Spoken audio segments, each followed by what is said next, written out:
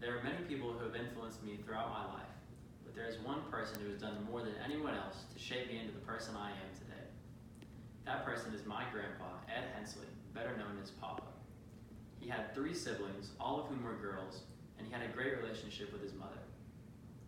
His father was absent from his life from the beginning, and they lived with his maternal grandparents for most of his childhood. His family grew up in somewhat of a state of poverty in eastern Kentucky, so he began working as a shoe shiner at the age of 6 so he could go to the movies on the weekend. As a young man, he was drafted into the Vietnam War. He spent time with the U.S. Army fighting in Vietnam as well as in the States. My grandpa has told me that right before I was born, his mother became very ill and was expected to pass away very soon. However, shortly after I was born, my mother took me to the hospital to meet her. She got to hold me, and the doctors said that unexplainably she began to get better. Although she only lived for a few weeks after that is still much longer than she was supposed to. I believe this was the start of our great connection. When I was 2, we moved into a new house, and my grandparents moved in with us. They slept and kept most of their things in the basement, but they spent most of their time during the day upstairs with us. Nearly every day without fail, I would wake up and go running downstairs. He was always up before me doing some kind of work on his computer, and I would try to sneak up behind him without him noticing and scare him.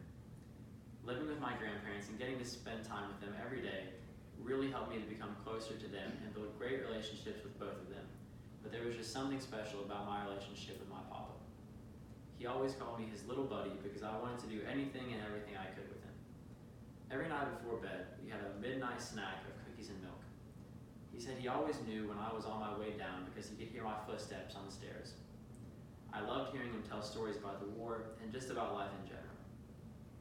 When I was 7, my brother was born, and my grandparents decided to move into their own house. I was devastated. Even though their new house was less than a mile from ours, it would just not be the same, not being able to see them every morning as soon as I woke up and right before I went to bed. Even though they now live in a different house than me, I see my grandparents almost every day, and I believe my relationships with them are as strong as ever. My grandpa has taught me many life lessons over the years. From stories about the war to simply teaching by example, he has shown me what it means to be a good man. He has taught me how to respect and care for a woman, as he has been married to my grandma, Fraley, for over 50 years now. He has taught me what it means to be a good father by telling me stories about how he raised my mother when she was a child. He has taught me to be the most godly man I can be through taking me to church when I was little and long conversations about theology and scripture. And most important of all, he has taught me how to be a genuinely kind and good person. He is well liked anywhere he goes because of his kindness, friendliness, and his quick wit. He is also an amazing dancer even now, and I often wonder what it would have been like to see him in action when he was my age. But that's not it. He has contributed more to my life than just teaching me life lessons. He's one of my favorite people to talk to. Whenever I hear some news on ESPN, I go straight to him. Our conversations about the NBA, NFL, and the Kentucky Wildcats could go on forever if we let them.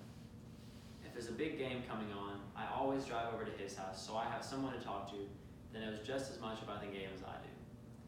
Long story short, I would not be half the person I am today without my papa here to guide me along the whole way.